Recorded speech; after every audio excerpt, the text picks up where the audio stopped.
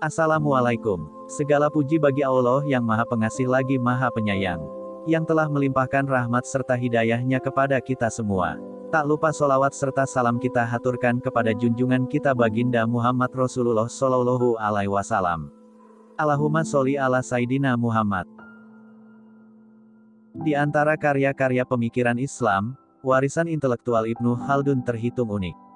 Meski telah melewati beberapa abad, nilai, semangat, dan modernitasnya tetap relevan. Tak hanya itu, di antara monumen pemikiran dunia ia menempati posisi penting. Namun, Ibnu Khaldun yang ditemukan, dipelajari, dikritik, dan dianalisis selama lebih dari satu abad oleh Barat tidak sepenuhnya dipahami di Timur, pemikirannya dilupakan dan warisan intelektualnya nyaris dilemparkan ke keranjang sampah. Walaupun berbagai buku dan kajian kritis mengenai tokoh tersebut dan karyanya telah ditulis di Barat, hampir tak ada hal serupa di Timur, tanah tumpah darahnya dan pemilik warisan para leluhurnya. Tapi dengan penuh kegembiraan perlu dicatat bahwa belakangan ini Ibnu Khaldun dibahas dengan saksama. Saat peringatan ulang tahun kelahirannya ke-600 tahun pada 1932, sebuah imbauan disebarkan untuk menghidupkan kembali pemikirannya. Intelektual dan sastrawan di seluruh negara penutur bahasa Arab menyahuti imbauan mulia ini. Sejumlah pertemuan digelar untuk menelaah pemikiran dan karya-karyanya yang tidak pernah mati itu, terutama di dua tempat, Tunisia, tempat kelahiran dan kemasyhurannya, dan Mesir, tempat tinggal masa tuanya dan tempat peristirahatannya yang terakhir. Bahkan, untuk beberapa saat pers Arab sibuk mengulas dirinya, dan dengan penuh gairah menelaah pemikirannya dan mengarahkan perhatian masyarakat untuk menggali warisan intelektualnya. Karena Ibnu Khaldun pemikir Muslim terkemuka, saya mengenal dan mempelajarinya saat saya remaja. Dia sangat memesona saya sebagai salah satu sejarawan yang pemahamannya tentang sejarah, nilai, dan kritiknya benar-benar mengagumkan.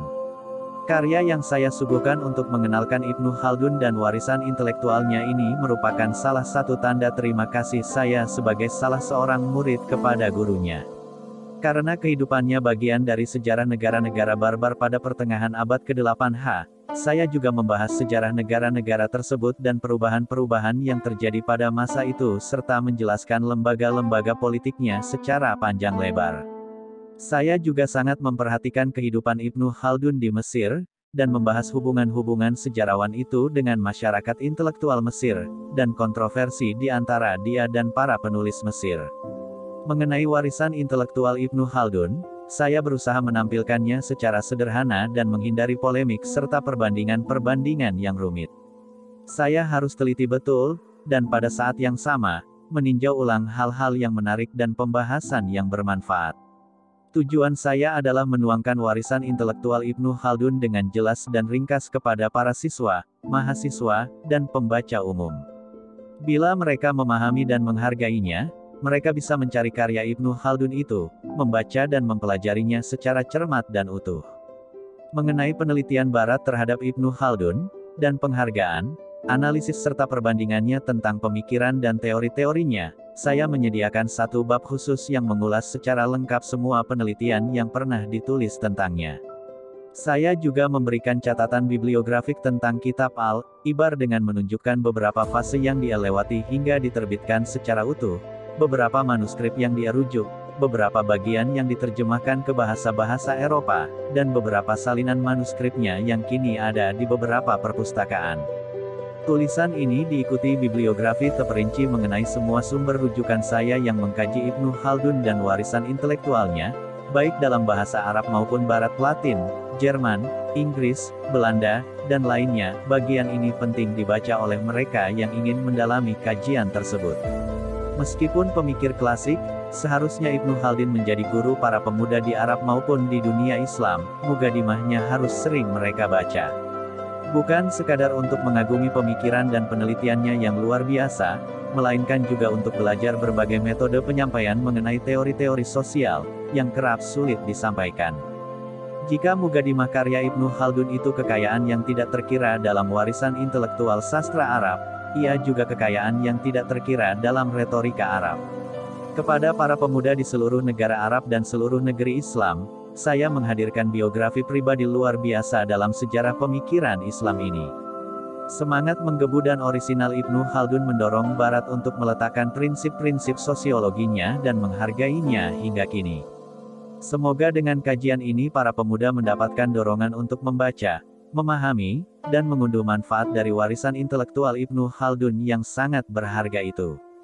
Ibnu Khaldun mewariskan catatan kehidupannya sendiri. Dengan penanya, dia mencatat peristiwa-peristiwa yang terjadi dalam kehidupannya sejak kanak-kanak hingga hampir mendekati ajal. Dia mengemukakan sifat-sifat dan pandangan psikologisnya. Makanya, ketika membaca autobiografi Ibnu Khaldun secara lengkap, timbul kesan bahwa dia tidak meninggalkan kesempatan kepada para penulis biografinya untuk banyak menganalisis, mereka cukup menulis ulang. Asumsi ini banyak benarnya, karena Ibnu Khaldun salah satu sumber paling kaya dan penting di antara sumber-sumber kita yang berkaitan dengan kehidupannya dan berbagai peristiwa pada masanya. Tapi penulis biografi modern tak hanya mencatat peristiwa-peristiwanya. Bahkan jika sama sekali tak ada kepentingan untuk mengecek ulang fakta-fakta, selalu ada persoalan mengenai penghargaan dan nilai-nilai moral serta perbedaan pendapat. Ketika membeberkan berbagai peristiwa yang terkait dengan kehidupannya, Ibnu Khaldun mengemukakannya sesuai dengan pemahaman dan sudut pandangnya sendiri. Bisa jadi dia acap berat sebelah atau terpengaruh oleh kecenderungannya. Menemukan sejumput kebenaran dalam semua faktor ini tentu tugas yang sulit. Karena itu, di satu pihak kita menyambut baik autobiografi Ibnu Khaldun ini, namun di pihak lain kita dilematis tentang berbagai peristiwa yang kita ketahui berbau sentimen atau keberpihakannya. Warisan intelektual Ibnu Khaldun merupakan sumber utama biografinya. Tetapi untung ia bukan satu-satunya sumber, ada banyak sumber dan biografi lain yang layak untuk kita kaji, terutama mengenai kehidupannya di Mesir. Pada gilirannya, semua sumber ini akan kita rujuk juga. Melalui semua warisan intelektual ini kita akan mengikuti fase-fase kehidupannya. Tapi kita akan mencoba memahaminya dengan tilikan yang benar-benar objektif, terlepas dari berbagai kecenderungan dan kepentingan. Ibnu Khaldun dilahirkan di Tunisia pada 1 Ramadan 732 H tanggal 27 Mei tahun 1332 M. Keluarganya termasuk salah satu keluarga Andalusia yang berhijrah ke Tunisia pada pertengahan abad ke-7 H. Nama lengkapnya Waliyuddin Abdurrahman ibn Muhammad ibn Muhammad ibn Muhammad ibn Al-Hasan ibn Jabir ibn Muhammad ibn Abdurrahman ibn Khaldin. Ia menyebut asal-usulnya dari bangsa Arab Hadramaut, dan silsilahnya dari Wail ibn Hajar. Untuk hal ini dia mempercayai laporan pakar silsilah Andalusia, Ibnu Hazm. Namun dia meragukan otentisitas jalur silsilah ini dan percaya bahwa banyak nama tidak dimasukkan ke dalamnya. Jika kakeknya yang memasuki Andalusia pada saat penaklukan Arab, 10 generasi tidak akan cukup untuk meliputi 2 abad yang berjalan sejak penaklukan itu hingga saat kelahirannya. Menurutnya, perlu 20 generasi, berarti sekitar 3 generasi per abad. Silsilah kakek Khaldun yang pertama kali menginjakkan kaki di Andalusia, sebagaimana dilaporkan Ibnu Hazm, bernama Khalid dan dikenal dengan nama Khaldun ibn Usmin ibn Hani ibn Al-Khattab ibn Quraib ibn Madi Karib ibn Al-Haris ibn Wail ibn Hajar. Jadi, menurut silsilah ini, Ibnu Khaldun merupakan salah seorang keturunan salah satu suku Arab Yaman tertua. Namun ada alasan meragukan otentisitas silsilah jauh yang dicatat Ibnu Hazm ini, sebuah catatan yang dibuat pertama kalinya pada abad ke-5 H. Keraguan ini diperkuat pengetahuan kita mengenai kondisi dan situasi persaingan di antara bangsa-bangsa Arab dan Barbar di Andalusia. Bangsa Barbar ikut ambil bagian dalam penaklukan Andalusia dan menanggung beban paling berat, sedangkan bangsa Arab sendiri menikmati kekuasaan dan pemerintahan. Persaingan ini berlangsung lama sekali hingga dominasi Arab mengalami keruntuhan, dan bangsa Barbar mulai mengambil alih kekuasaan pada masa-masa pertama abad ke-5 itu. Di Andalusia, dia memang dianggap sebagai orang yang berasal dari keturunan Arab sebagai penghargaan atas dominasi dan pengaruhnya. Tapi keraguan menyusup ke dalam silsilah-silsilah banyak tokoh dan pemimpin sukunya dan memang ia mendapatkan jalan masuk ke berbagai silsilah tokoh penakluk Andalusia. Konon, Tariq ibn Ziyad disebut-sebut sebagai orang Barbar, orang Persia, atau Maula, budak orang Arab. Namun ada alasan tertentu untuk mempertanyakan keterkaitan Ibnu Khaldun dengan asal-usul Arabnya itu. Dalam mukadimahnya, dia menunjukkan ketidaksetujuan dan prasangka kuatnya terhadap bangsa Arab, Sementara itu dalam salah satu bagian sejarahnya dia memuji bangsa barbar dan menyanjung karakter dan sifat-sifat mereka. Bagaimanapun juga, Ibnu Khaldun termasuk keluarga terkenal dan berpengaruh yang hidup pada masa penaklukan di Andalusia. Kakek buyutnya, Khalid, yang dikenal dengan nama Khaldun, memasuki Andalusia bersama pasukan Yaman dan pertama kali menetap di kota Charamona, tempat dia membentuk dan membina keluarganya.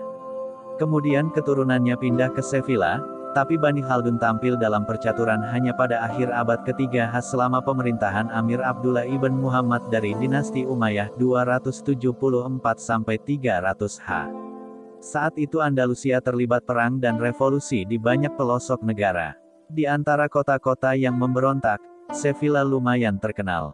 Di sana Umayyah ibn Abdul Ghafir, Abdullah ibn Al-Hajjaj dan Quraib dan Khalid ibn Khaldun, semuanya kepala keluarga besar, tampil sebagai tokoh-tokoh pemberontakan.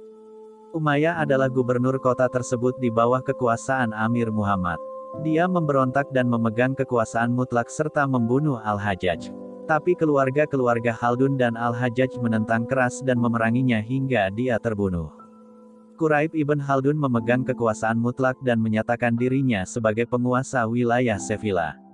Namun keluarga Al-Hajjaj tampil menentang, dan pemimpin mereka, Ibrahim, bersekutu dengan Ibnu Hafsun. Saat itu ia seorang pemberontak paling besar di Andalusia dan telah menaklukkan wilayah selatan antara Malaga dan Ronda.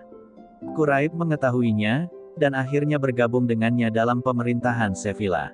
Karena kejam, Quraib dibenci penduduk Sevilla yang berpihak kepada Ibrahim yang santun dan murah hati. Ibrahim mendekati Amir Abdullah dan mendapatkan pernyataan rahasia darinya untuk diangkat menjadi penguasa Sevilla. Dia menggiring penduduk kota itu untuk melawan Quraib dan membunuhnya, dan mengangkat dirinya sendiri sebagai Amir Tunggal dan karena itu berkuasa penuh. Bani Khaldun terus tinggal di Sevilla selama masa pemerintahan Bani Umayyah, walaupun tak menjabat posisi penting hingga masa-masa raja-raja kecil At-Tawaif dan penaklukan Sevilla oleh Ibnu Abbad. Saat itulah bintang Bani Khaldun memancar kembali dan mendapatkan jabatan wazir dan posisi-posisi tinggi lainnya di bawah pemerintah Bani Abbad. Para tokohnya menyaksikan pertempuran Zalaka yang terkenal, di mana Ibnu Abbad dan sekutunya, Yusuf ibn Tashfin, dari kelompok Al-Murabitin, mengalahkan Alfonso ke-6, Raja Castilla, 479 H. 1086 M. Beberapa orang di antara mereka gugur dalam pertempuran itu. Kemudian masa raja-raja kecil jatuh dengan cepat, dan kelompok Al-Murabitin menguasai Spanyol Muslim untuk sesaat. Setelah itu kelompok Al-Muwahhidin muncul di Mauritania dan merebut Andalusia dari tangan kelompok Al-Murabitun, dan mengangkat tokoh-tokoh mereka sendiri sebagai penguasa-penguasa provinsi-provinsi dan kota-kotanya. Itu saat Abu Hafs, kepala suku Hintata, menjadi penguasa Sevilla dan Andalusia Barat dan digantikan putra-putranya. Bani Khaldun menjalin komunikasi dengan penguasa-penguasa baru itu dan mendapatkan kembali beberapa kekuasaan yang pernah mereka pegang. Ketika kerajaan Al-Muwahhidin mengalami kemunduran dan terjerat berbagai persoalan, Andalusia terganggu. Kota-kota besar serta pelabuhannya melemah, dan satu demi satu jatuh kembali ke tangan Raja Castilla. Saat itulah Amir Abu Zakaria Al-Hafsi, cucu Abu Hafs, berhijrah ke Tunisia pada 620 H. 1223 M, melepaskan kekuasaan Al-Muwahhidin, putra Abdul Mumin, dan menyatakan dirinya sebagai penguasa independen. Bani Khaldun, setelah menyadari berbagai akibat buruk, meninggalkan Sevilla sebelum jatuh ke tangan orang-orang Kristen. Untuk sementara mereka menetap di Cetia. Gubernurnya seorang keturunan Hafs, jadi menyambut mereka dengan baik. Saat itu kepala keluarganya adalah Al-Hasan ibn Muhammad ibn Khaldun, kakek keempat Ibnu Khaldun. Mereka hijrah mengikuti Abu Zakaria dan Amir Bona. Mereka mendapatkan perlindungan dan santunan. Ketika meninggal, Amir Zakaria digantikan putranya, Al-Mustansir, kemudian oleh putranya, Yahya, dan berikutnya oleh saudara laki-lakinya, Abu Ishaq. Sementara itu Bani Khaldun mendapatkan kekuasaan dan kemewahan. Pada masa pemerintahan Abu Ishaq, Abu Bakar Muhammad ibn Khaldun, kakek buyut Ibnu Khaldun, diangkat menjadi menteri. Putranya, Muhammad, untuk beberapa saat ditunjuk sebagai pengurus rumah tangga Abu Faris, putra dan putra mahkota Abu Ishaq, yang saat itu menjadi penguasa independen di Bougie. Belakangan kekuasaan Bani Haf goyah. Seorang tokoh bernama Ibnu Abi Imarah memberontak dan menduduki Tunisia serta menahan Abu Bakar ibn Khaldun, lalu membunuh dan merampas hartanya. Putranya, Muhammad, tetap berada di istana Bougie dan ikut ambil bagian dalam pertempuran berkecamuk antara Bani Haf dan para pemberontak dan menduduki berbagai posisi di bawah kekuasaan Bani Haf. Kepala kelompok Al-Muwahhidin, Amir Abu Yahya Al-Lihyani, yang menaklukkan Tunisia pada 711 H mengangkatnya menjadi kepala urusan rumah tangga selama beberapa saat. Setelah itu dia mengundurkan diri dari kehidupan kenegaraan, tapi tetap mempertahankan posisi dan pengaruhnya dalam negara hingga meninggal pada 737 H 1337 M. Sedangkan Muhammad, ayah Ibnu Khaldun, tak memiliki posisi sama sekali dalam politik dan lebih senang belajar, terutama menekuni fikih, filologi, dan puisi. Dia meninggal dunia karena terjangkit wabah mematikan pada 749 H 1349 M. Dia meninggalkan beberapa anak, Abu Zaid Waliyuddin, sang sejarawan, yang ketika itu berusia 18 tahun, Umar, Misa, Yahya, dan Muhammad, yang tertua di antara mereka. Selain sang sejarawan, hanya Yahyalah yang kemudian menjadi menteri dan terkenal. Jadi, Ibnu Khaldun adalah keturunan keluarga tua yang terkenal dan terpelajar. Dia dibesarkan dalam ayunan warisan yang dia terima dari keluarganya, yang diberi petunjuk dengan nasib baik dan tradisi-tradisinya. Dia dibesarkan dalam pangkuan ayahnya yang juga guru pertamanya. Dia membaca Al-Quran dan menghafalnya, mempelajari berbagai macam cara membacanya girdat, serta penafsirannya, serta hadis dan fikih. Dia diajari tata bahasa dan retorika oleh ulama paling terkenal di Tunisia. Saat itu pusat pendidikan Islam ada di Afrika Utara, di sanalah tempat berkumpulnya para cendekiawan Andalusia yang tersingkir karena berbagai peristiwa atau karena negara mereka sendiri tidak ramah kepada mereka. Ibnu Khaldun menyebutkan nama-nama gurunya dalam setiap cabang ilmu, dan menggambarkan kehidupan dan karakter mereka secara apik. Dia juga menyebut judul-judul buku yang dia pelajari. Dari tulisan-tulisannya, tampak bahwa dia sangat menguasai kitab-kitab hadis dan fikih Maliki, filologi dan puisi. Kemudian dia mempelajari ilmu logika dan filsafat selama menjalani kehidupan kenegaraannya, dan menunjukkan penguasaannya dalam kedua bidang itu. Semua gurunya mengakui kemampuan-kemampuannya dan memberikan ijazah mereka kepadanya. Ibnu Khaldun melanjutkan studinya hingga berumur 18 tahun.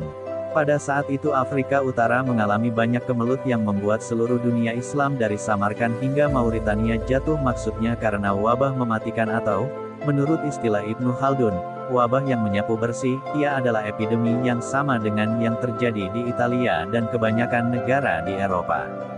Dalam kemelut yang sama-sama meruntuhkan timur dan barat ini, pada 1349 M 749 H sang sejarawan ditinggal mati kedua orang tuanya dan semua gurunya.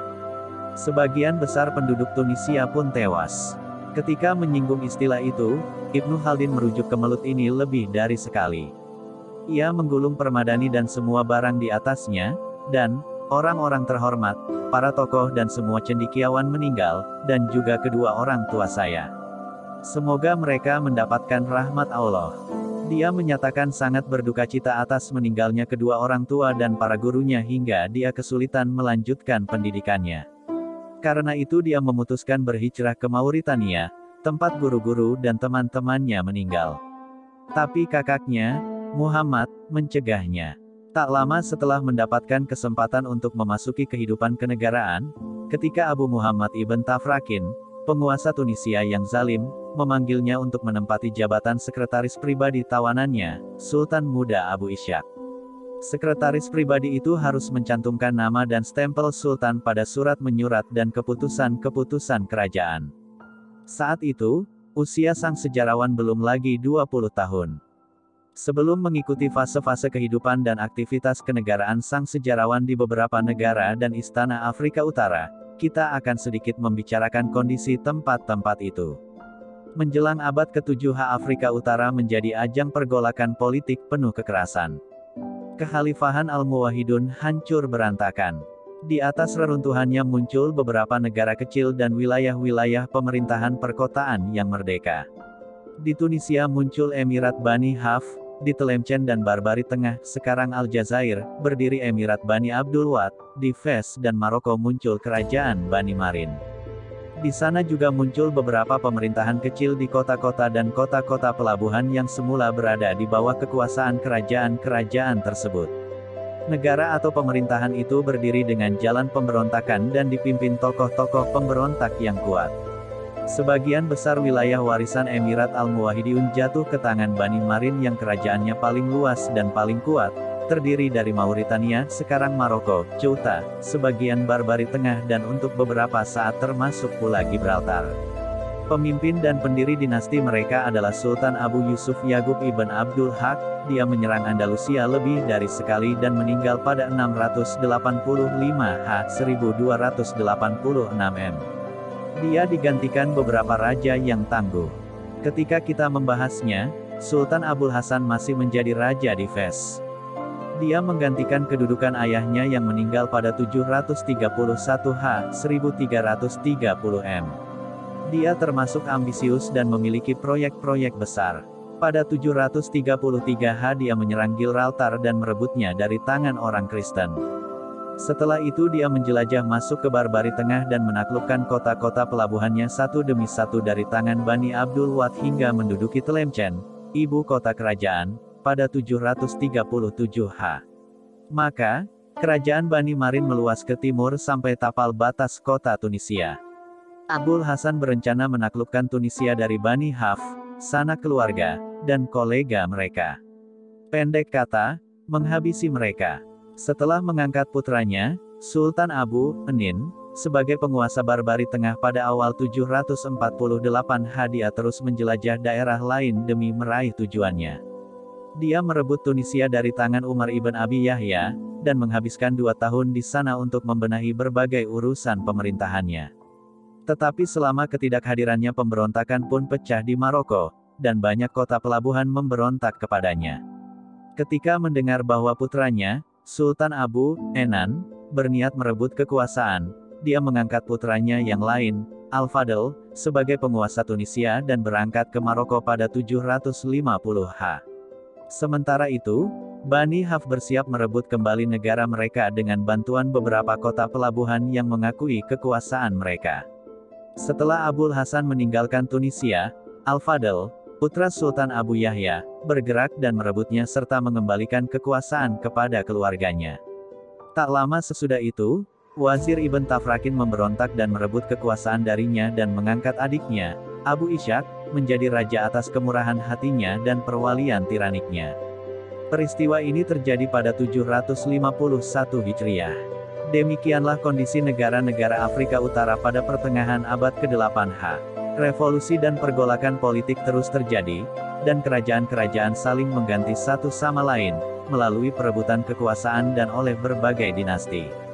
Secara beruntun muncul beberapa pemerintahan di wilayah-wilayah kecil di tengah kota-kota dan kota-kota pelabuhan, seperti Bougie, Konstantin, Bona, dan Tlemcen. Mereka selalu bertempur untuk saling menaklukkan. Semua singgasana di Afrika Utara bergetar di tangan-tangan nasib. Istana-istana mereka menjadi tempat perbenturan ambisi dan persaingan, pusat berbagai intrik dan komplotan. Tujuan para tokoh dan pesaingnya adalah mencari kekuasaan. Singgasana-singgasana dan emirat-emirat secara terus-menerus berpindah tangan. Peperangan serta perlawanan rakyat terus terjadi di antara berbagai dinasti dan cabang-cabang dari dinasti yang sama. Meski demikian, selama masa jeda antara damai dan perang satu sama lain, istana-istana yang terganggu itu terus tumbuh dengan kesenangan dan kemewahan.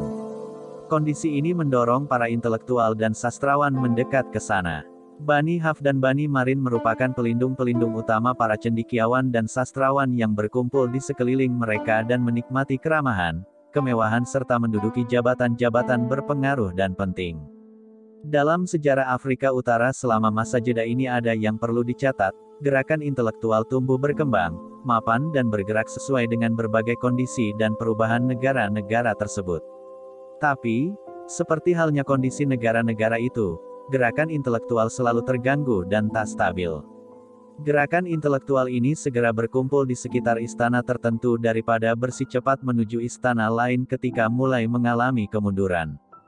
Karena itu, ia tetap bergerak antara wilayah Afrika Utara dan Spanyol Muslim. Saat itu Granada masih menjadi tempat kelahiran gerakan intelektual yang luar biasa.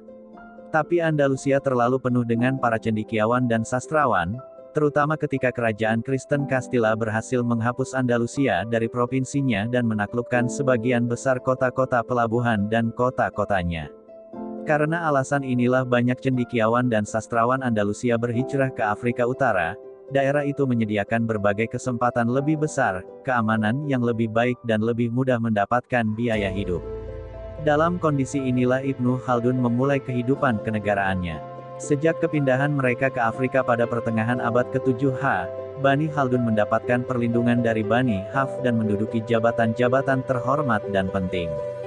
Namun saat itu dinasti Hafsiyah, Bani Haf, mengalami kejatuhan, dan keluarga sang sejarawan pun kehilangan banyak pengaruh dan harta mereka.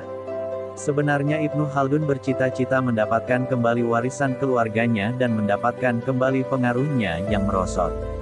Kepala anak muda itu dipenuhi ambisi dan berbagai rencana. Dia memanfaatkan kesempatan pertama untuk masuk ke kehidupan kenegaraan ketika Ibnu Tafrakin memanggilnya untuk mengisi jabatan sekretaris pribadi untuk tawanannya, Sultan Abu Ishaq, sekitar 751 H. 1350 M. Tapi Ibnu Khaldun memahami kelemahan pemerintahan Tunisia dan kondisinya yang terganggu itu. Bani Marin sudah menduduki Tunisia selama 2 tahun, dan Ibnu Khaldun menyaksikan kekuasaan dan kebesaran kerajaan mereka.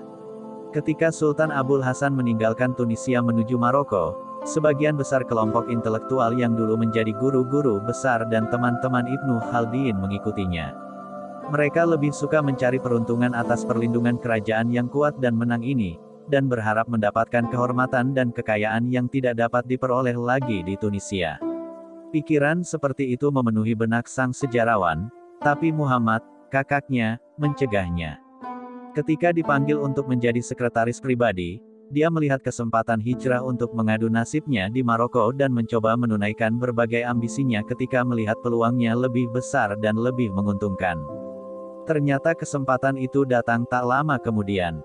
Pada sebuah pagi tahun 753 H. Amir Konstantin, Abu Zaid, cucu Sultan Yahya, bergerak dengan pasukannya hendak menaklukkan Tunisia dan merebut kembali warisan keluarganya dari genggaman Menteri Ibnu Tafrakin.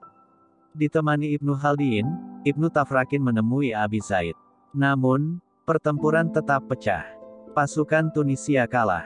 Secara diam-diam Ibnu Khaldun meninggalkan kemah tahanan untuk menyelamatkan diri. Setelah itu dia tinggal beberapa saat bersama para Syekh Al-Murabitin di Aba.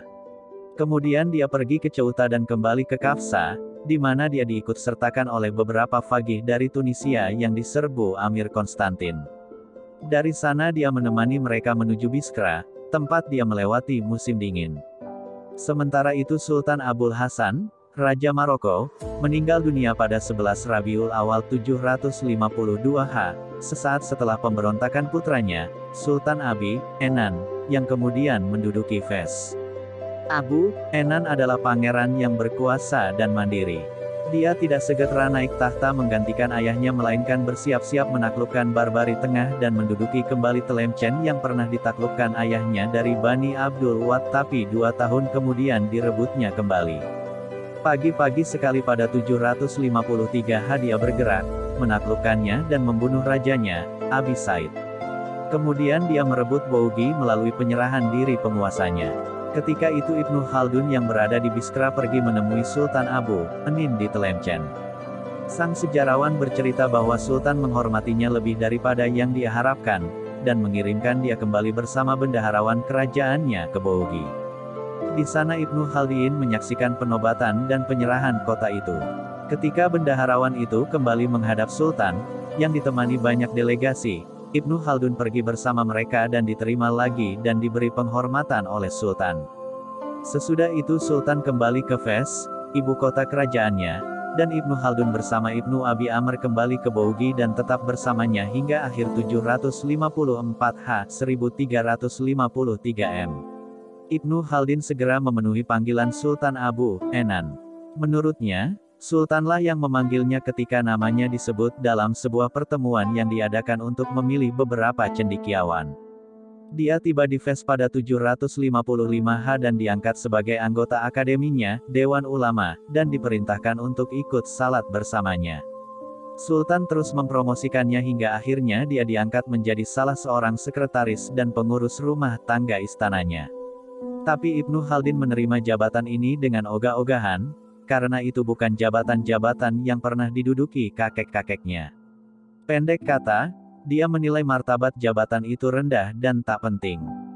Hal ini membuktikan berbagai ambisi dalam benak sang sejarawan, walaupun ia masih muda.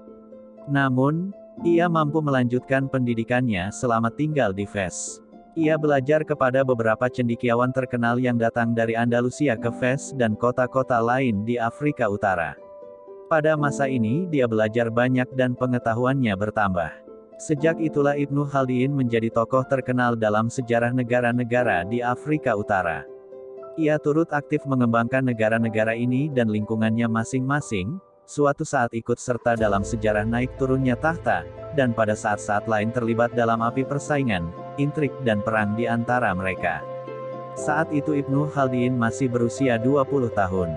Tapi kecerdasan, karakter, kemandirian, ambisi-ambisi besar dan kebanggaannya sebagai keturunan keluarga terhormat senantiasa mendorongnya untuk mendapatkan kekuasaan, pengaruh dan kekayaan lebih besar. Kondisi negara-negara dan istana-istana di Afrika Utara melempangkan jalan baginya untuk menjadi terkenal di hadapan orang-orang kaya dan mandiri ketika itu.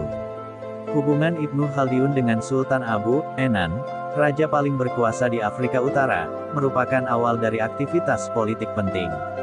Sekitar 30 tahun hubungan ini membawanya dari satu negara ke negara lain dan dari satu tempat ke tempat lain. Dalam masa itu kadang ia terkenal dan tak jarang jatuh, kadang kaya raya dan sekali dua kere. 2 tahun setelah diangkat di Istana Fes, ambisi Ibnu Khaldun mendorongnya untuk melibatkan diri dalam intrik-intrik politik. Meskipun Sultan Abu Enan itu atasan dan pelindungnya, tempat menghormati dan memberikan bantuan, dan Sultan Abi Enan menunjuknya sebagai sekretaris dalam usia muda, mengangkatnya sebagai salah seorang anggota dewan pribadinya dan memberi kuasa untuk menandatangani surat-surat dan dokumen-dokumen atas namanya. Ibnu Khaldun tak ragu untuk berkonspirasi bersama Amir Abi Abdullah Muhammad, penguasa Bougie yang terguling dan menjadi tahanan di Fes, untuk menentangnya. Ibnu Khaldun menceritakan kisah konspirasi ini dalam kata-kata terselubung, dan mengakui bahwa ketika itu ada saling pengertian antara dia dengan Amir Bougie yang ditahan dan dia memberikan pelayanan berlebihan. Namun tindakan ini terpaksa dia lakukan karena persahabatan lama antara keluarganya dan Bani Haf, termasuk dengan Amir yang digulingkan dan ditahan tersebut. Saat itu Sultan Abi Enan sedang sakit. Tapi ketika mendengar Ibnu Khaldun berusaha membantu Amir Bougie untuk melarikan diri dan merebut kembali tahtanya dan akan menunjuknya sebagai sekretaris pribadinya bila Amir Bougie berhasil, Sultan Abi Enan memerintahkan untuk menangkap dan memenjarakannya. Meskipun pada kemudian hari membebaskan Amir Bougie, Sultan tetap memenjarakan sang sejarawan. Kesengsaraan Ibnu Khaldun ini terkait dengan intrik-intrik yang dilancarkan para musuhnya. Peristiwa ini terjadi pada awal 758 H. 1337 M. Ibnu Khaldun dipenjara selama 2 tahun. Dia sering memohon pembebasan kepada Sultan Abi Enan. Tapi Sultan mengabaikan semua permohonan itu. Akhirnya dia menyampaikan sebuah puisi yang terdiri dari sekitar 200 bait untuk memohon kemurahan hatinya. Berikut ini sebagian baitnya. Bagaimana saya bisa memprotes waktu? Dan nasib untung mana yang dapat saya perangi? Saya mengajukan kepada pengadilan nasib, yang pada suatu saat mendukung dan pada saat lain melawan. Puisinya itu diterima baik oleh Sultan. Bahkan, Sultan yang ketika itu berada di Tlemcen berjanji membebaskannya, tapi penyakit yang dia derita semakin parah dan sebelum melunasi janjinya dia meninggal pada Zulhijjah 759 H. 1358 M. Wazir Al-Hasan Ibn Umar, penjabat Sultan, memerintahkan Ibnu Khaldun dan beberapa tahanan lainnya dibebaskan, dan dia dikembalikan ke jabatannya semula dan nama baiknya dipulihkan. Ketika Sultan Abu Enan meninggal, Wazir Al-Hasan Ibn Umar menolak pengangkatan putra dan ahli warisnya, Abu Zayan. Ia malah menempatkan putranya yang masih kanak-kanak, As-Said, untuk naik menggantikan Sultan Abi Enan. Dia memegang kekuasaan mutlak dan membunuh menteri-menteri lain yang menjadi lawan politiknya. Ketika merebut tahta dari ayahnya, Abu Enan menangkap saudara laki-lakinya, Maula Abu Salim, dan mengasingkannya dengan saudara-saudaranya yang lain ke Andalusia. Ketika Abi Enan meninggal, Maula Abu Salim berusaha merebut kembali tahtanya.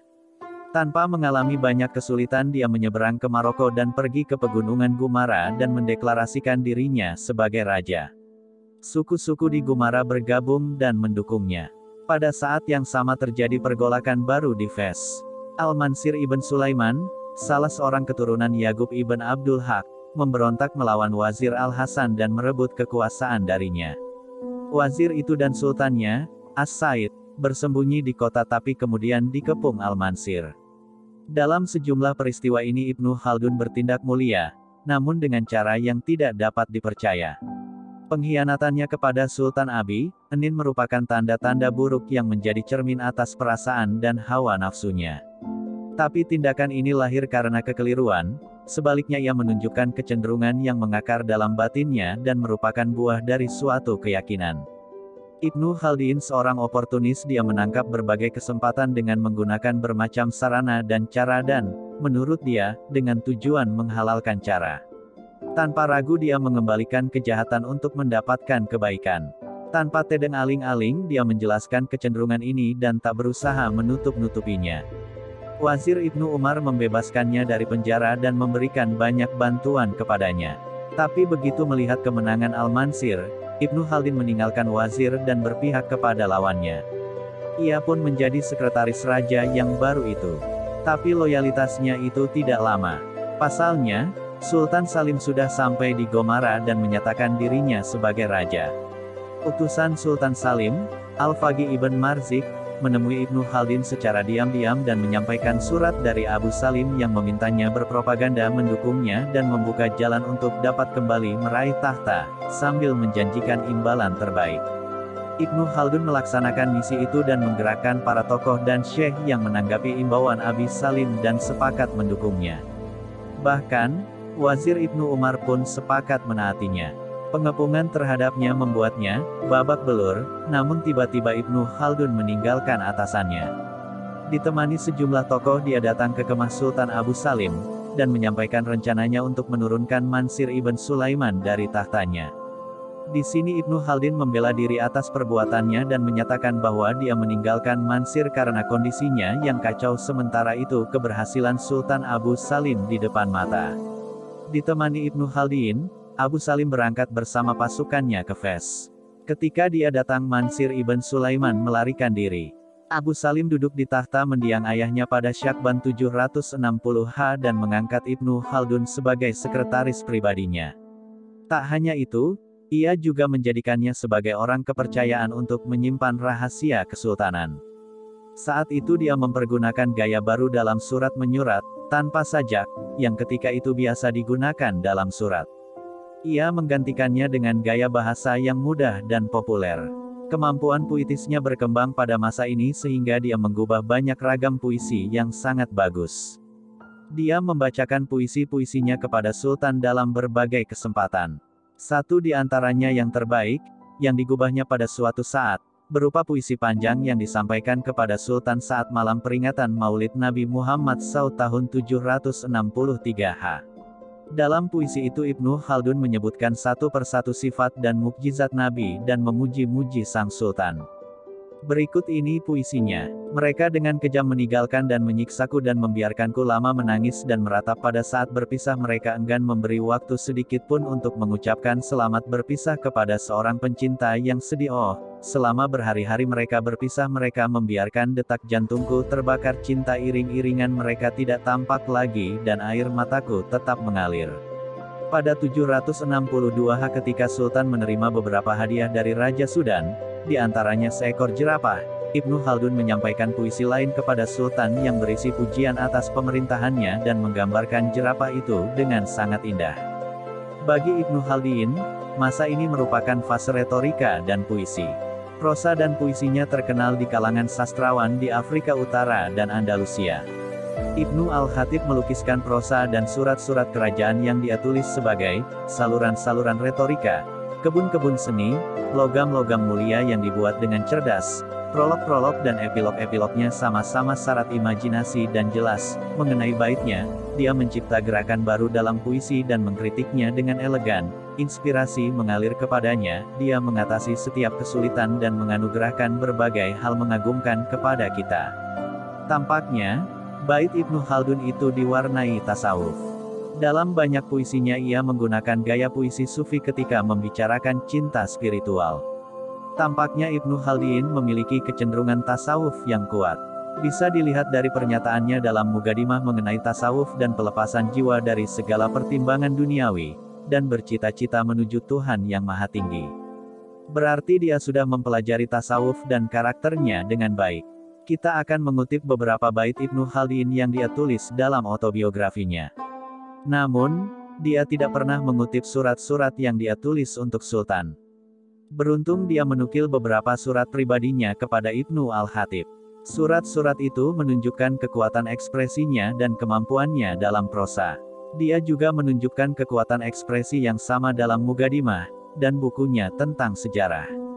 Sekitar 2 tahun Ibnu Khaldun menjadi sekretaris dan pengurus rumah tangga Sultan Abu Salim. Setelah itu dia diangkat menjadi hakim kepala. Dia menunjukkan kemampuannya yang luar biasa dalam jabatannya itu.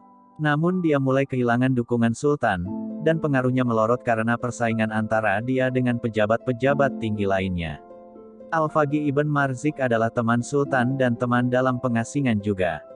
Maka, ia mendapatkan dukungan darinya dan memiliki pengaruh mutlak serta mengatur urusan-urusan negara seenaknya sendiri. Kekuasaan mutlak ini melahirkan kecemburuan para pejabat tinggi dan para tokoh, dan mengganggu hubungan mereka dengan Sultan. Ibnu Marzik mencoba melemahkan dukungan dan pengen ruh para pejabat, termasuk Ibnu Khaldun. Bahkan, karena iri dan takut kehilangan pamor Ibnu Marzuq kerap melancarkan intrik terhadapnya. Ibnu Marzuq tetap menjalankan kekuasaannya hingga muncul huru-hara bernada marah terhadap dirinya. Akhirnya Sultan gusar. Para tokoh dan orang-orang terhormat sepakat memberontak. Pemimpin mereka adalah Wazir Umar ibn Abdullah, saudara ipar Sultan. Ayahnya, Wazir Abdullah ibn Ali, pernah menduduki jabatan terhormat di Istana Bani Marin karena pengaruh dan kekayaannya. Ketika dia meninggal pada 760 dan Sultan Abu Salim naik tahta, putranya itu bercita-cita mengambil alih warisan ayahnya dan mencari bantuan kepada Ibnu Marzik untuk mewujudkan ambisinya. Sultan menikahkannya dengan saudara perempuannya dan mengangkatnya sebagai sekretaris utama. Dengan demikian suatu saat dia menjadi orang kepercayaannya. Tapi kekuasaan mutlak Ibnu Marzik dalam urusan-urusan negara membuatnya dimusuhi banyak orang dan menimbulkan kemarahan. Di pihak lain, Sultan meragukan hubungannya dengan Amir dari Tlemcen. Dia berpendapat bahwa keduanya berkonspirasi menentangnya, sehingga dia lebih dari sekali hendak menghancurkannya.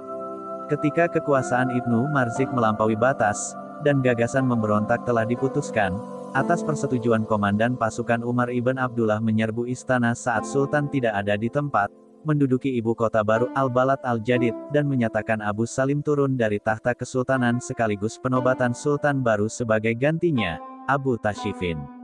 Api revolusi berkobar di mana-mana, dan kekayaan kesultanan dijarah. Abi Salim berusaha menyerang orang-orang yang merebut kekuasaannya dan mengambil kembali tahtanya. Tapi ketika tahu bahwa temannya menolaknya dan malah bergabung dengan mereka yang menang, dia melarikan diri bersama beberapa sahabatnya. Dia dikejar Wazir Umar dan ditangkap dan diperintahkan untuk dieksekusi, dan semua kekuasaannya dilucuti. Revolusi itu terjadi pada sekitar akhir 762 1361 M. Lalu, apa sikap Ibnu Khaldun dalam pergolakan baru ini? Dia, sebagaimana biasa, selalu berpihak kepada yang menang, berdiri tegak di bawah panji-panjinya tanpa ragu. Ketika Umar ibn Abdullah memegang kekuasaan, dalam jabatannya dia mengakuinya dan meningkatkan bayarannya. Tapi Ibnu Khaldun tak puas atas hasil ini.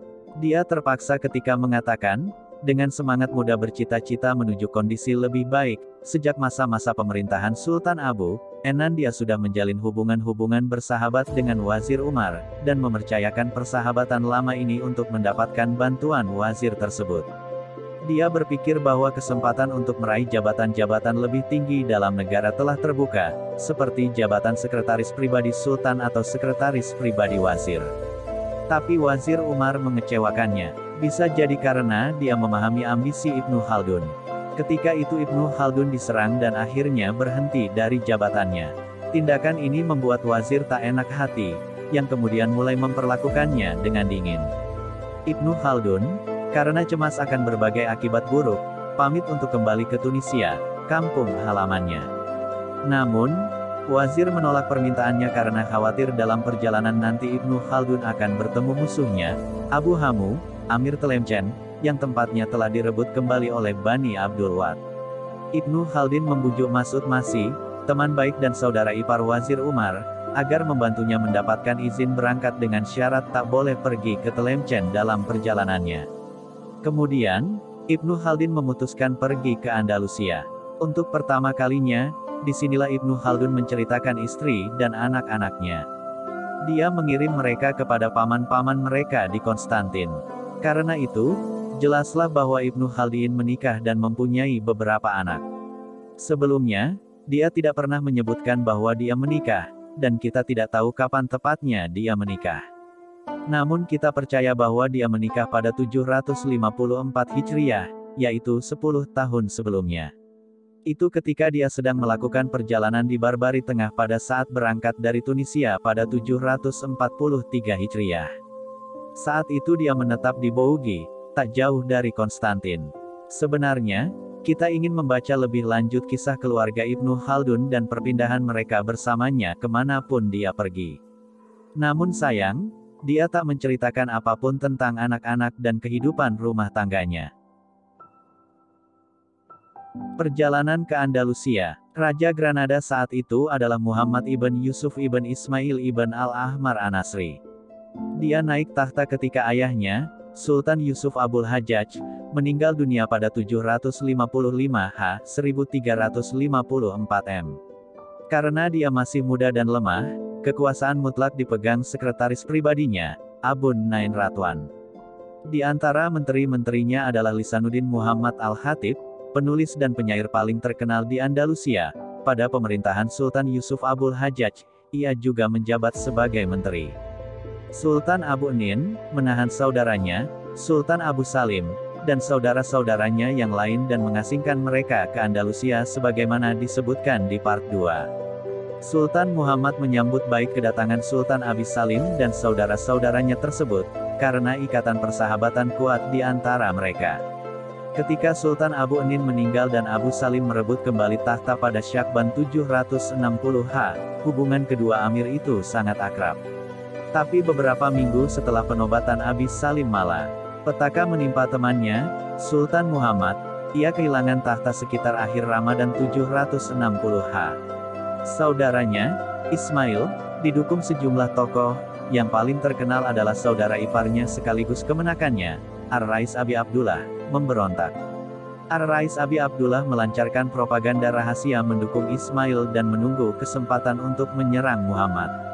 Karena itu pada suatu hari dia dan beberapa pengikut menemui Ismail ketika Sultan Muhammad tak ada di Granada. Di kota pelabuhan Alhambra, dia membunuh sekretaris pribadi Sultan, Ratwan, dan mengangkat Ismail sebagai Sultan. Muhammad melarikan diri ke Gaudix dan wazirnya, Ibnu Al-Khatib ditangkap. Ketika mendengar penderitaan temannya, dan karena setia dengan persahabatan mereka, Abu Salim mengirim utusan ke Andalusia untuk mengimbau pemerintah Granada agar membebaskan Sultan dan wazirnya yang sedang ditahan dan mengizinkan mereka menyeberang ke Maroko. Utusan itu berhasil menjalankan misinya dan kembali ke Maroko bersama Sultan dan wazirnya pada Muharram 761 H. Mereka disambut hangat di Fez oleh Abu Salim. Kedatangan mereka dirayakan dengan sangat meriah. Kemudian, Ibnu Al-Khatib membacakan sebuah puisi panjang yang meminta Abu Salim membantu sultannya. Berikut ini beberapa baitnya. Sally, adakah kenang-kenangan yang muncul? Dan apakah lembah itu berubah jadi hijau dan berbunga? Wahai tanah airku, di mana segala sesuatu terbungkus dalam kebahagiaan. Kehidupanku mudah dan berbunga-bunga. Wahai langitku, yang di sarangnya tumbuh sayapku. Sekarang, Aku ditinggalkan tanpa sayap dan tanpa sarang. Kami datang memohon kepadamu, wahai Raja terbaik, untuk memberikan keadilan kepada kami dari kejahatan waktu budakmu. Melalui bantuanmu, kami mengekang kekerasan waktu. Setelah mempertunjukkan tirani dan arogansinya, Engkaulah yang kami panggil ketika bahaya semakin dekat. Engkaulah yang kami harap ketika hujan mereda. Engkaulah yang melindungi seorang pengungsi. Dan dialah yang memohon Bani Marin, melawan kemenangan dan kebesaran. Dan, Ibnu Khaldun ada di antara orang-orang yang mengikuti upacara ini. Dia menceritakan bahwa puisi Ibnu Al-Khatib itu membuat hadirin meneteskan air mata, begitu meluap emosi mereka. Mereka gemetaran. Itulah kesempatan pertama kedua tokoh agung ini bertemu. Mereka tokoh besar dalam pemikiran dan sastra pada masa dan di negara masing-masing. Secara pribadi, mereka masyhur, dalam setiap peristiwa mereka ikut ambil bagian, dan senantiasa terombang-ambing antara kemenangan dan penderitaan. Masing-masing adalah menteri, kadang jadi diktator dan kadang jadi penasihat pangeran-pangeran seusia mereka. Mereka bekerja untuk membantu atau menentang para sultan. Ibnu Khaldun di Afrika Utara menduduki jabatan-jabatan yang sama seperti jabatan-jabatan Ibnu Al-Khatib di Andalusia. Di Afrika Utara dia terkenal sebagai pemikir dan penulis, demikian juga Ibnu Al-Khatib di Andalusia. Keduanya dipersatukan ikatan persahabatan dan kesetiaan, namun kemudian dipisahkan kecemburuan dan persaingan. Meski demikian, mereka saling menghormati dan menghargai bakat dan sifat masing-masing, saling menulis biografi mereka, dan memberikan penghargaan dengan tinggi. Dalam biografi Ibnu Al-Khatib yang ditulisnya, Ibnu Khaldun mengatakan bahwa dalam bait-bait puisi dan prosanya yang penuh emosi dia tak tertandingi, dan kemasyhurannya menjangkau tempat yang sangat jauh. Dia juga membahas gaya yang sangat hebat dari surat-surat kerajaan yang ditulis Ibnu Al-Khatib, dan mengagumi bakat-bakatnya dalam bidang administrasi.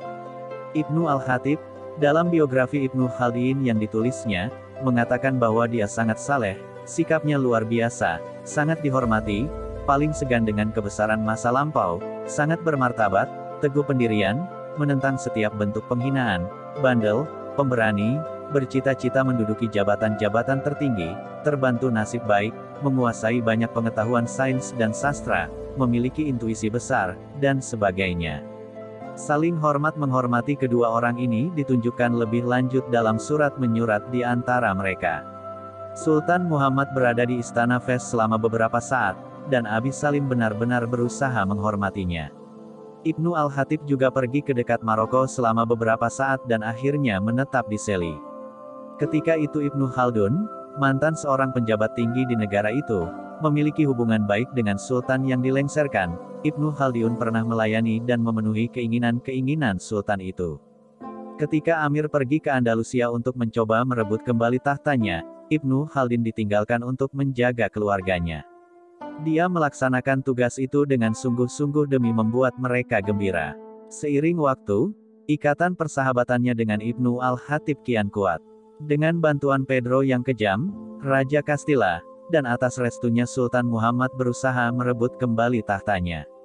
Tetapi ketika mendengar berita terbunuhnya Sultan Salim, Raja Castilla menangguhkan perjanjian itu. Kemudian Sultan Muhammad meminta bantuan Wazir Umar ibn Abdullah, penguasa mutlak Maroko pada waktu itu, dan membujuk Ibnu Khaldun untuk mendapatkan bantuan wazir. Ia mengharapkan wazir memberikan salah satu kota di Andalusia milik Maroko kepadanya untuk dijadikan sebagai markasnya. Sultan Muhammad memberikan kota Ronda dan desa di sekitarnya. Dari situ ia melanjutkan usahanya hingga berhasil merebut kembali tahtanya dari tangan musuh-musuhnya.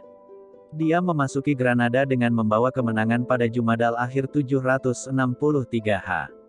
Dia memegang kekuasaan daerah itu dengan kokoh. Dia membawa keluarganya dari Fes, memanggil Ibnu Al-Khatib dan mengembalikan jabatan dan pengaruhnya. Hubungan antara Ibnu Khaldun dan temannya, Wazir Umar, ketika itu tak menentu. Maka, dia memutuskan pergi ke Andalusia, sebagaimana dikisahkan di muka. Karena eratnya persahabatan antara dia dan Sultan Granada dan wazirnya, dan karena dia telah melayani mereka dengan baik, kita bisa membayangkan motif perjalanannya dan harapan-harapannya dengan tepat, sebagaimana dia tunjukkan sendiri. Dia pergi ke Ceuta pada awal 764 ketika menyeberang ke Andalusia, dan menulis surat kepada Sultan dan Ibnu al-Khatib untuk memberitahukan kedatangannya. Ketika sampai di lembah Granada dia menerima surat yang sopan dari Ibnu al-Khatib dan menyambut baik kedatangannya. Dia sampai di Granada pada 8 Rabiul Awal. Sultan menyambut kedatangannya dan memberi penghormatan kepadanya, mengundangnya ke dewan pribadinya dan menemaninya.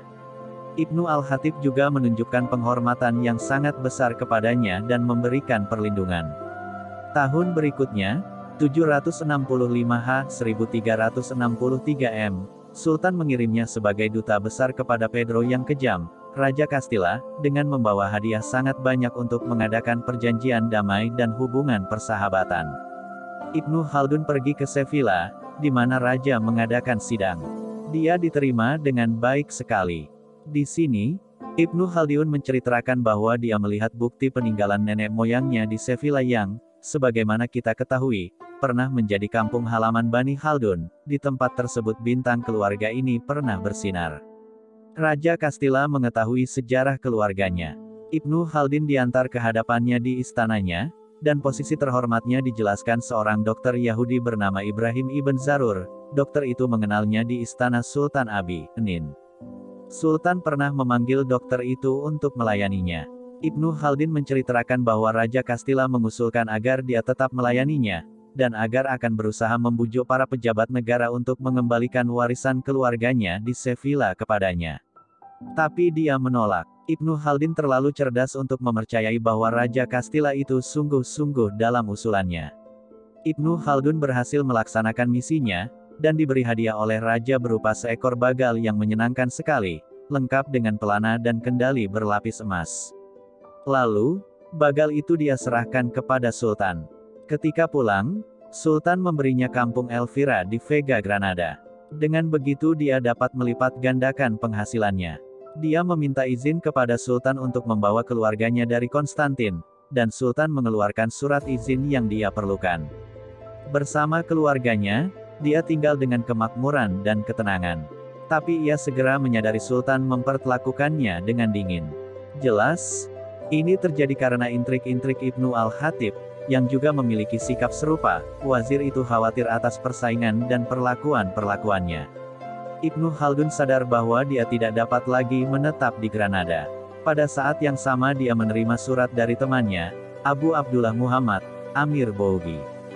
Dalam surat itu Amir Bougi itu mengabarkan bahwa dia telah merebut kembali tahtanya, dan dengan senang hati akan menerima Ibnu Khaldun kembali.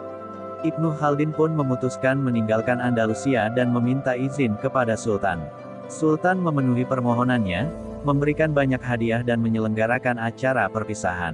Ibnu Khaldun meninggalkan Granada dan berlayar dari Almeria menuju Bougi pada pertengahan 766 1364 M. Petualangan pahit. Setelah meraih kemenangan, Amir Bougi tak melupakan teman seperjuangannya. Dia tidak lupa bahwa temannya itu menderita, ditangkap dan dipenjara karena membela dirinya. Maka, dia memanggilnya untuk bekerja sama dengannya dan melunasi janji yang pernah dia ikrarkan. Sebelumnya, Bougi merupakan salah satu wilayah milik kerajaan Tunisia, Ifriqiyah, di bawah dinasti Hafsiyah. Ketika Amir Abi Yahya al-Lihyani menaklukkan Tunisia pada 711 H, dia memberikan kota-kota pelabuhan kepada anak-anaknya, di antaranya Amir Abu Zakaria, penguasa Bougi dan yang terus memerintahnya hingga meninggal pada 746 H. Dia digantikan anak lelaki tertuanya, Amir Abu Abdullah Muhammad. Ketika Sultan Abul Hasan menuju Tunisia, Amir Muhammad diturunkan dari tahtanya sebagaimana amir-amir lainnya, dan diasingkan ke Maroko. Ketika Sultan Abi, Enan memberontak kepada ayahnya yang tak ada di Tunisia, dia memindahkan amir-amir yang diturunkan dari tahta mereka ke kota-kota pelabuhan mereka, termasuk Amir Muhammad. Tujuannya untuk melawan ayahnya ketika pulang. Selama beberapa saat Muhammad terus memerintah Bougi. Ketika Sultan Abul Hasan meninggal, Abi Enan dikukuhkan sebagai pemegang tahta, dan lagi-lagi merebut Bougi dari penguasanya, memaksanya untuk menyerahkannya dan mengasingkan penguasa itu ke Maroko. Dia tetap berada di sana hingga Ibnu Khaldun masuk pemerintahan Sultan Abu Nin. Hubungan Ibnu Khaldun dengan Amir yang diturunkan dari tahtanya itu kian kuat karena persahabatan kedua keluarga. Ibnu Khaldun dituduh melakukan konspirasi dengan temannya tersebut, bahkan, ia diduga memberinya jalan untuk melarikan diri dan merebut kembali tahtanya. Bila berhasil, Ibnu Khaldun akan diangkat sebagai Hajib Menteri. Karena itu ia dipenjara selama 2 tahun hingga Sultan Abu Enan meninggal. Saat penobatan Sultan Abu Salim, Ibnu Khaldun berusaha membebaskan Amir Muhammad dan amir-amir lain yang diasingkan dan melakukan pemugaran di kota-kota pelabuhan. Amir Muhammad memberikan janji tertulis kepadanya untuk mengangkatnya menjadi Hajib bila berhasil merebut kembali tahtanya. Amir bergerak menuju Bougie dan berhasil merebutnya dari tangan musuh-musuhnya pada 765 dan mengangkat Yahya, adik termuda Ibnu Khaldun, menjadi wazir dan memanggil Ibnu Khaldun dari Andalusia untuk memangku jabatan Hajib sesuai janjinya. Ibnu Khaldun menanggapi panggilan itu karena telah memutuskan meninggalkan Andalusia. Dia sampai di Bougie pada pertengahan 766 dan disambut acara besar-besaran oleh Amir Bougie dan penduduknya. Ibnu Khaldun melukiskan hari kembalinya itu. Sultan menggelar acara besar-besaran untuk saya, menyelenggarakan pawai untuk menjemput saya, penduduk kota dari segala penjuru bergegas, menyentuh pakaian saya dan mencium tangan saya. Itu betul-betul hari besar. Ibnu Khaldun segera melaksanakan tugas-tugasnya sebagai Hajib Sultan Bougie. Saat itu jabatan Hajib di negara-negara Afrika Utara, sesuai dengan definisinya, adalah penyelenggara semua urusan negara, dan pengurus khusus hubungan sultan dan warga negaranya. Dia memegang kekuasaan mutlak dan menjalankan semua urusan dengan penuh semangat, meredam keresahan dengan terampil dan bijaksana, dan pergi berkeliling menemui suku-suku di pegunungan untuk mengumpulkan pajak dengan mengerahkan kebijaksanaan dan pengaruhnya. Setelah pecah konflik antara Amir Bougie dan suku-suku tetangga yang bangkit menentang Amir, Ibnu Khaldun menceritakan bahwa Amir tak memperlakukan penduduk Bougie dengan baik. Ia malah menekan mereka. Karena itu mereka memutuskan menarik kembali dukungan mereka dan mengalihkannya kepada Abul Abbas. Pada 767 Abul Abbas bergerak dengan pasukannya ke Bougie dan berperang melawan Amir Muhammad di desa-desanya, mengalahkannya dan membunuhnya, kemudian memasuki Bougie dengan kemenangan. Sementara itu Ibnu Khaldun tetap berada di istana Bougie. Ketika Muhammad ditaklukkan, sejumlah tokoh mengusulkan kepada Ibnu Khaldun untuk memegang kekuasaan dan mendeklarasikan salah seorang putra sultan sebagai amir. Dia menolak dan, seperti biasa, mengucapkan selamat kepada pihak yang menang. Bahkan, dia siap membantunya. Ibnu Khaldun menyerahkan kota itu kepada Abul Abbas. Abul Abbas menghormatinya dan mempertahankan jabatannya untuk beberapa saat. Tapi setelah merasakan tak lagi mendapatkan bantuan dari Amir, Ibnu Khaldun berhenti dan pindah ke salah satu wilayah tetangga. Abul Abbas memutuskan menangkapnya, dia segera kabur ke Biskra, tapi Abul Abbas menangkap adiknya, Yahya, memenjarakannya di Bona, mencari rumah-rumah mereka dan merampas harta mereka. Sejak itu berakhirlah petualangan ambisius Ibnu Khaldun. Seperti petualangan-petualangan sebelumnya, semua pengalaman ini membuktikan egoismenya yang berlebihan, sikapnya yang tak mau berterima kasih dan wataknya yang mementingkan diri sendiri demi mendapatkan kesempatan menguntungkan walaupun bertentangan dengan kesetiaan. Semua rencana dan tindakan Ibnu Khaldun menunjukkan sentimen dan prinsip-prinsip moral yang sangat rendah. Dia terdorong semangat kuat yang belakangan dikagumi dan dibayangkan Niccolo Machiavelli dalam The Prince, semangat berani tapi keras kepala yang mengatasi setiap kelemahan manusia dan menggiring manusia langsung kepada tujuan yang didambakan dengan segala cara. Ibnu Khaldun berusaha menyesali sikapnya atas berbagai peristiwa yang dia lakukan. Dalam kesempatan lain, ketika membicarakan nasib buruk Amir Bougie, dia bercerita, saat Amir ini, Abu Abdullah, memanggil saya segera mematuhinya. Jika Allah menghendaki, ini tentu tak akan terjadi bila saya mengetahui bahwa kelak saya berusaha meraih hasil yang jauh lebih baik. Selama terjadi berbagai peristiwa di Bougie, Ibnu Khaldun sedang berpetualang atas keinginannya sendiri dan berusaha mengumpulkan hasil dari kesempatan yang dia cari dan yang dipersiapkan lama sebelumnya. Kematian teman seperjuangan dan atasannya itu tak mengganggu atau menyedihkannya. Dia berharap tetap berdiri memihak yang menang, meskipun pada kemudian hari yang menang ini tak menghargai pelayanannya. Karena bersahabat dengan Amir Biskra, Ibnu Khaldun pun pergi ke sana. Di sana dia tetap melihat berbagai peristiwa yang terjadi.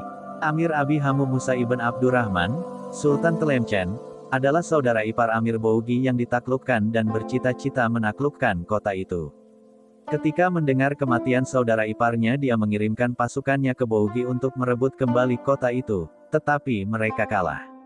Abi Hamu mengirim surat panggilan kepada Ibnu Khaldun di Biskra untuk diangkat menjadi hajib, karena mengetahui pengaruhnya di Bougi dan suku-suku yang bertetangga dengannya. Kali ini Ibnu Khaldun menolak tawaran itu dengan mengembalikan surat pengangkatannya dan mengirim saudaranya, Yahya, yang saat itu sudah dibebaskan dari penjara. Lalu, Abi Hamudan menulis surat lagi kepadanya agar berusaha membujuk suku-suku itu untuk memihak kepadanya. Dia menanggapi permohonan untuk membujuk suku-suku itu dan mengalihkan dukungan mereka dari pihak Abul Abbas kepada Abu Hamu. Ibnu Khaldun bercerita bahwa dia dicoba dengan berbagai bahaya dari petualangan dan teror-teror jabatan, dan kini ia tak lagi mencari penghormatan, dia merindukan suasana belajar yang sudah dia tinggalkan selama bertahun-tahun. Dia memutuskan belajar dan meninggalkan bidang politik dan birokrasi. Namun, kita akan melihat dia kembali ke panggung berbagai peristiwa dan ikut ambil bagian dalam beberapa petualangan politik lainnya. Ibnu Khaldun menerima beberapa pucuk surat dari temannya, Ibnu Al-Khatib, yang berisi keinginannya untuk bertemu, meyakinkannya akan rasa pertemanannya, dan menyampaikan beragam berita dari Andalusia serta mengabarkan kegiatan-kegiatan kesusastraannya dan buku-buku baru.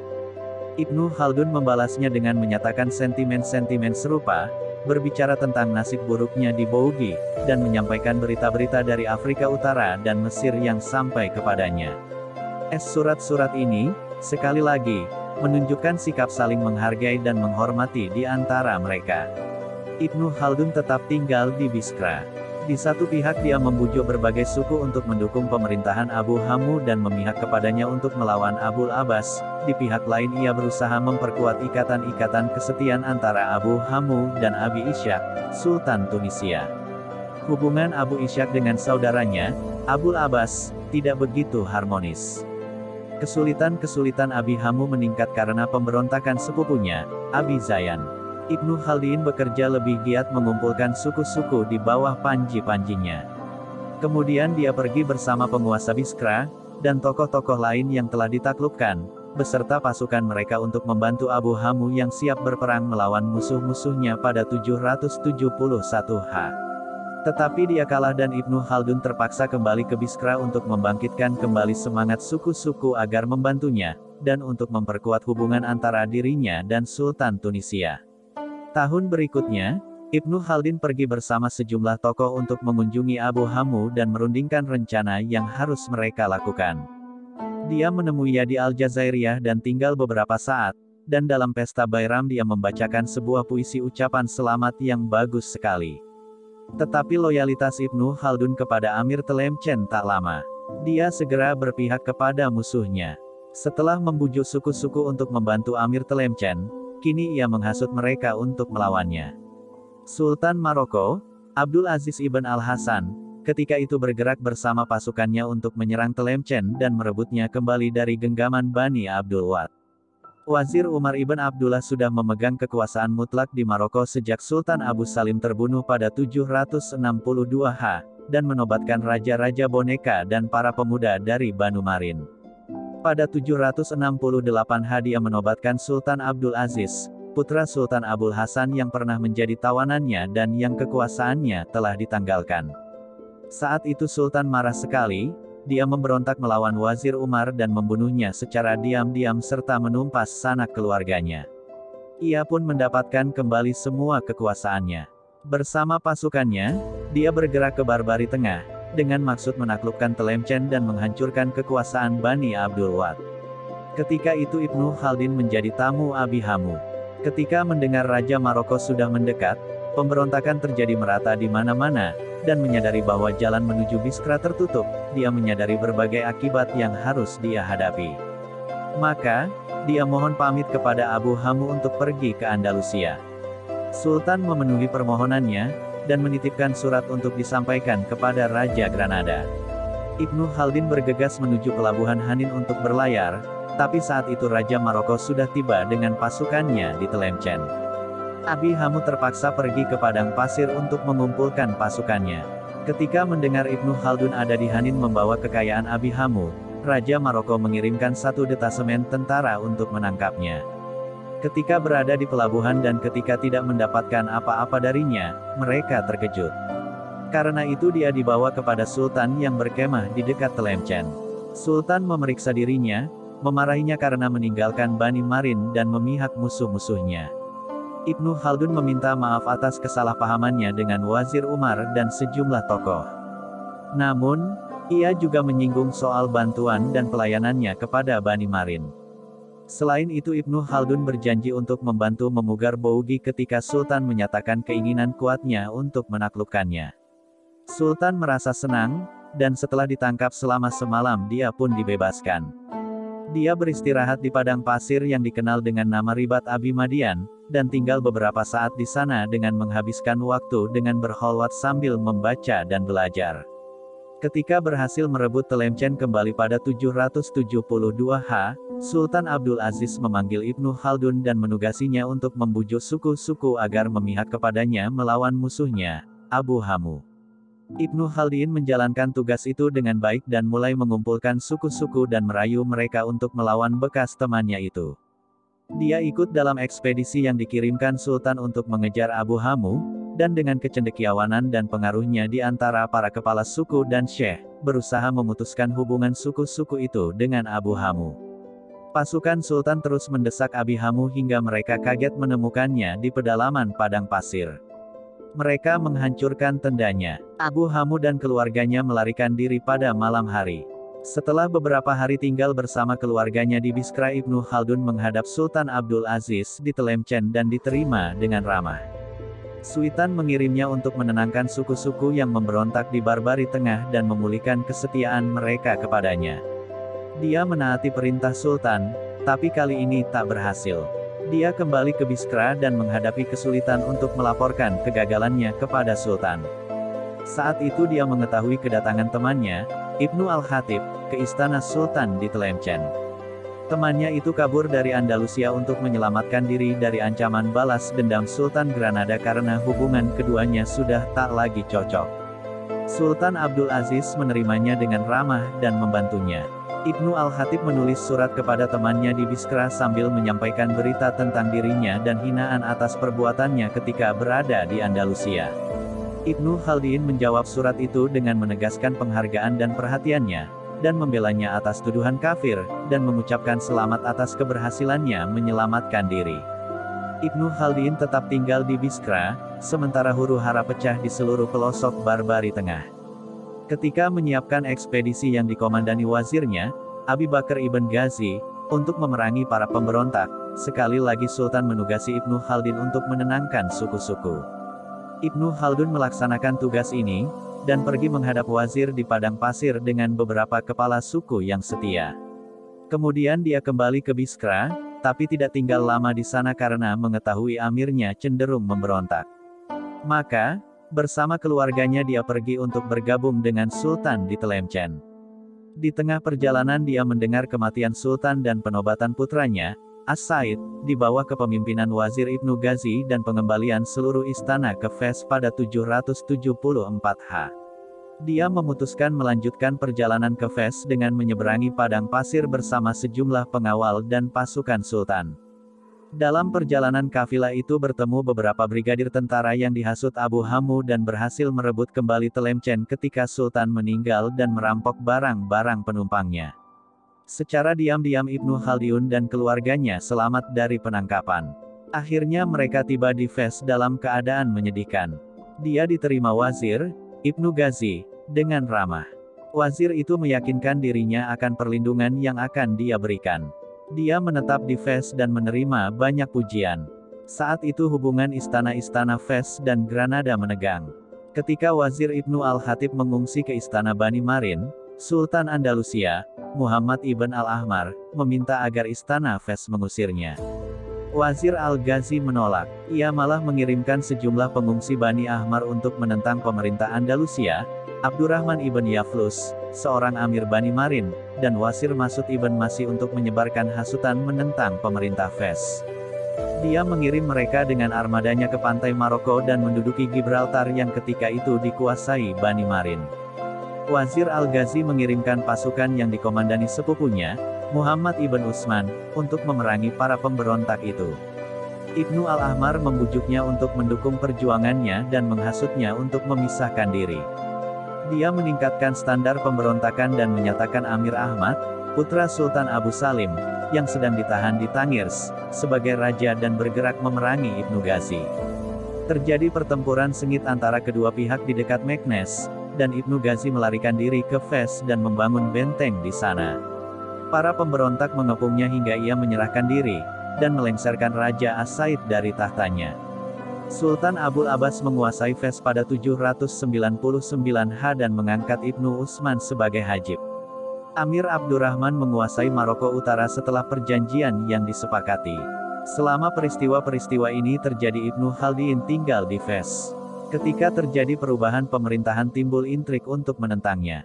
Dia ditangkap, tapi kemudian dibebaskan atas campur tangan temannya, Amir Abdurrahman, Sultan Maroko Utara.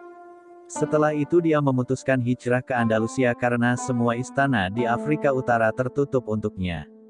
Ibnu Khaldun mengatakan bahwa dia ingin pergi ke Andalusia untuk menetap dan belajar. Tampaknya, saat itu dia memutuskan ingin menghabiskan waktunya untuk meneliti dan menulis. Gagasan itu acap muncul dalam dirinya sejak persoalan-persoalan politik terganggu dan cakrawala Afrika Utara kelam. Dia menyeberangi laut menuju Andalusia pada musim semi tahun 776 H. Dia meninggalkan keluarganya di Fez. Di perjalanan dia bertemu Abu Abdullah ibn Zumruk dan Wazir Ibnu Al-Ahmar. Mereka akan pergi ke istana Fez untuk mengucapkan selamat dan berunding dengan Sultan yang baru. Dia meminta bantuan mereka untuk mencoba membebaskan keluarganya sehingga dapat bergabung dengannya. Ibnu Khaldun mengabaikan semua intrik dari musuh-musuhnya, dia akan menjadi objek tawar-menawar dalam perundingan-perundingan yang memalukan. Ternyata istana Fez mengetahui bahwa dia tinggal di Andalusia dan tak mengizinkan keluarganya bergabung dengannya. Pasalnya, menurut kabar burung, Ibnu Khaldun bertemu Amir Abdurrahman dan menghasutnya untuk menyerang Maroko. Di pihak lain, Ibnu Zamruk pergi ke Fez untuk melaksanakan perjanjian tak menyenangkan yang dilakukan Sultan Maroko kepada Ibnu Al-Ahmar. Bagaimanapun, perjanjian itu terjadi karena aliansi mereka. Isi perjanjian mereka itu tentang upaya penggulingan dan pembunuhan Wazir Ibnu Al-Khatib. Ibnu Al-Ahmar percaya bahwa bekas wazirnya ini pernah menghasut Sultan Abdul Aziz untuk memeranginya. Jadi, Istana Fez mendapatkan kesempatan emas untuk menyiksa Ibnu Khaldun dan menghancurkannya. Mereka meminta Ibnu Al-Ahmar untuk menyerahkannya. Sebagai gantinya, dia akan berusaha menyelamatkan Ibnu Al-Khatib. Ibnu Al-Ahmar menolak, tapi setuju mengirim kembali Ibnu Khaldun ke Afrika. Kenyataan ini menunjukkan bahwa Ibnu Khaldun berusaha menyelamatkan temannya itu. Ketika revolusi pecah, Ibnu Al-Khatib mengungsi di Al-Balad Al-Jadid, sebuah wilayah pedesaan di Fez, bersama Wazir Ibnu Ghazi. Ketika Sultan yang baru itu menguasai Fez, dia memenjarakan Ibnu Al-Khatib. Namun, saat tiba Ibnu Zamruk berusaha membujuk Sultan agar membunuhnya. Jadi pemikir, penulis dan politisi besar itu menjadi korban tawar-menawar yang memalukan dan korban kefanatikan dan kebodohan. Dia dituduh sebagai penganut ateisme karena beberapa esainya. Maka, dia disiksa, dan sejumlah faqih yang jahat memberikan fatwa agar dia dihukum mati. Dia dicekik di penjaranya dan tubuhnya dibakar 776 H, 1374 M. Ibnu Khaldun mengutip beberapa bait yang menyentuh perasaan berikut ini.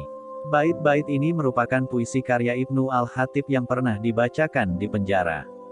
Bait-bait ini membuat dia mengucurkan air mata. Kami jauh, walau rumah-rumah dekat. Kami mengajar walau kami diam. Nafas kami tiba-tiba terhenti. Seperti doa-doa bersuara keras yang disusul bisikan. Kami adalah matahari-matahari di cakrawala kebesaran. Mereka terbenam, mereka diratapi semua orang.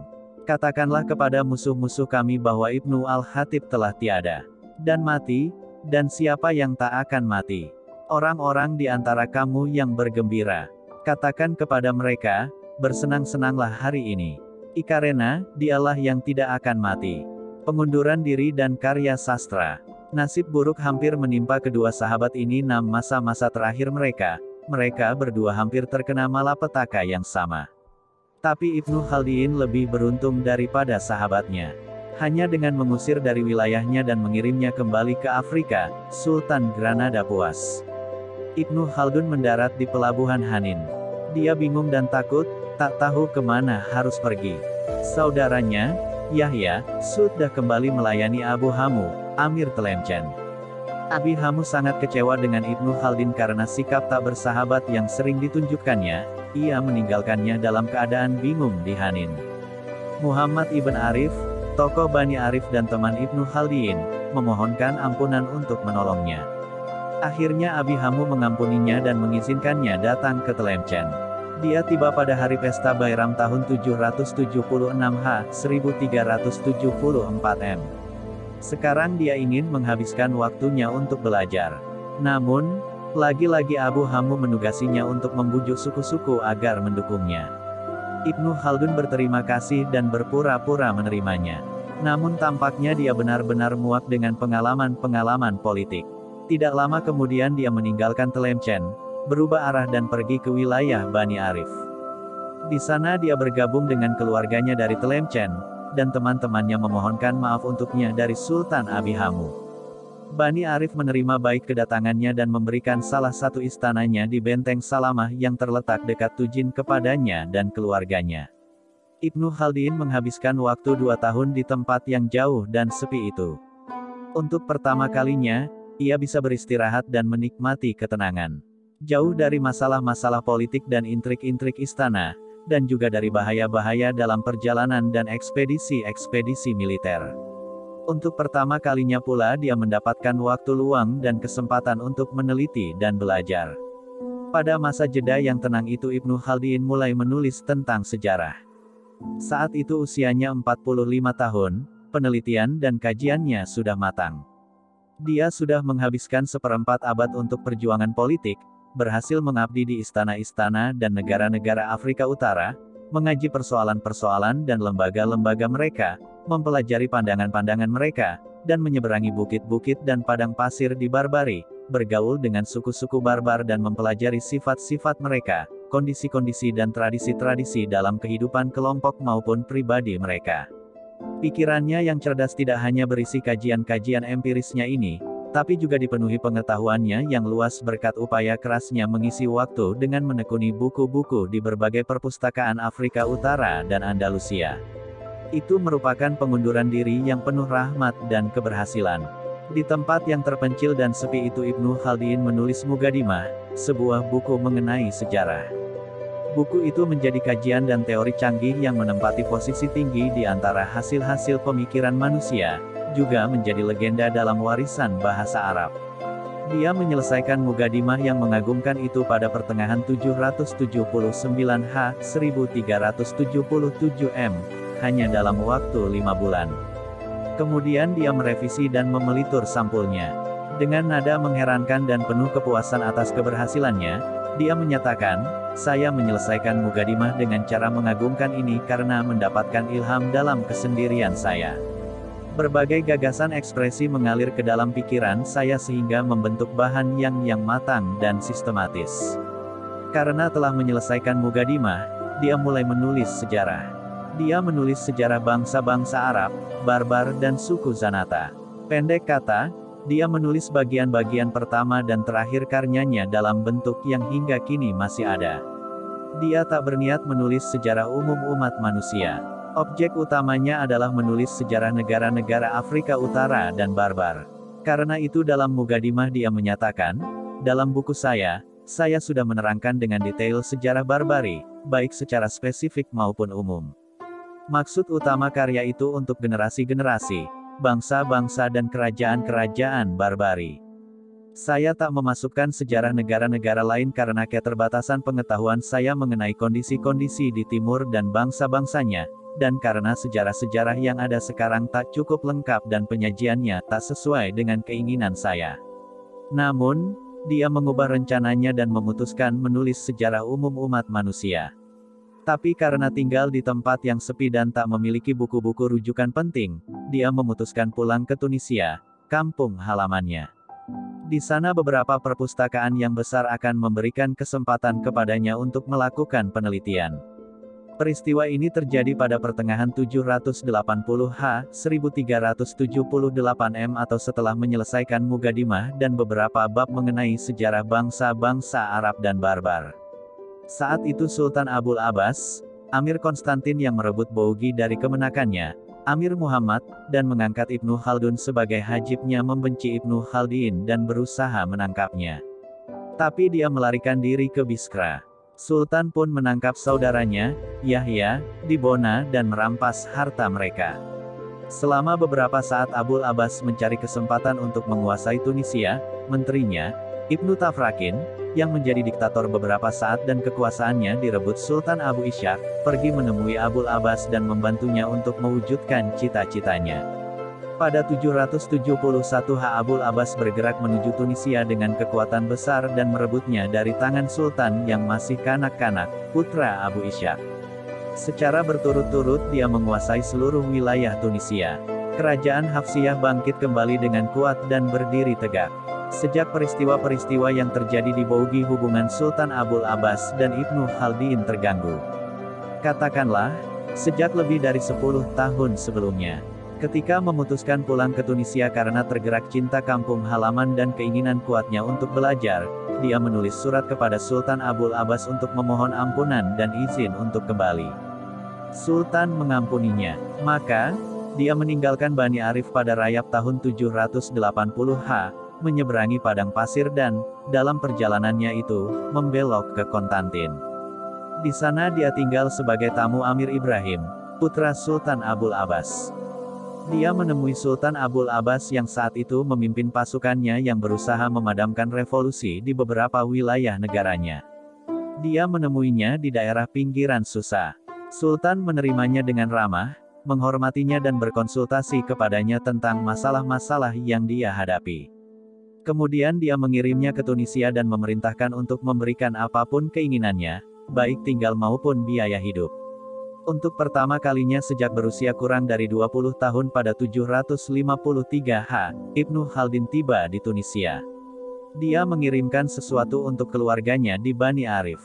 Dia tinggal dengan tenang, aman dan berkecukupan untuk menenggelamkan dirinya dalam belajar dan penelitian sampai Sultan kembali dari ekspedisi-ekspedisi militernya beberapa bulan kemudian.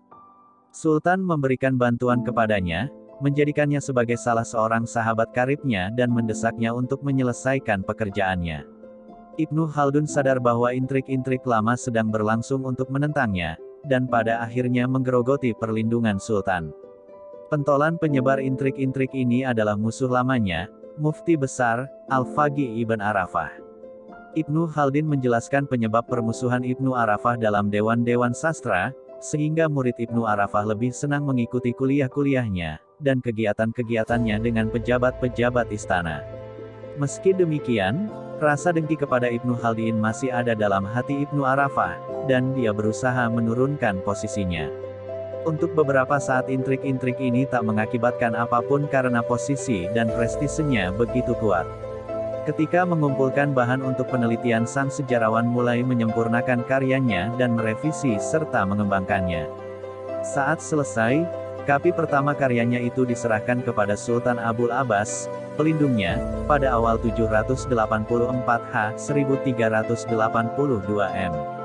Kapi ini terdiri dari Muqaddimah, sejarah bangsa Barbar dan Zanata, sejarah bangsa Arab sebelum dan sesudah Islam, dan sejarah berbagai dinasti Muslim. Ibnu Khaldun mengaitkan sejarah negara-negara Barbar pada masanya hingga perebutan kembali Tauzir oleh Sultan Abul Abbas pada 783 H. Kapi pertama ini dikembangkan dengan menambahkan beberapa bagian panjang sejarah dinasti-dinasti Muslim di Timur, sejarah bangsa-bangsa kuno dan bangsa-bangsa Kristen. Saya akan menjelaskan bagian ini di tempat lain.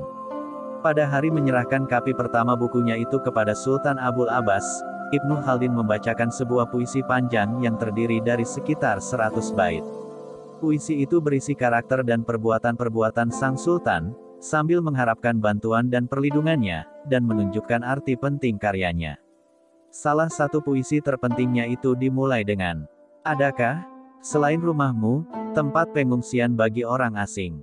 Adakah, selain perlindunganmu, suatu sasaran aspirasi?" Ketika membicarakan karyanya dia menyatakan, "Di sini dalam sejarah waktu dan bangsa-bangsa, terselip pelajaran-pelajaran dan nilai-nilainya diikuti orang adil.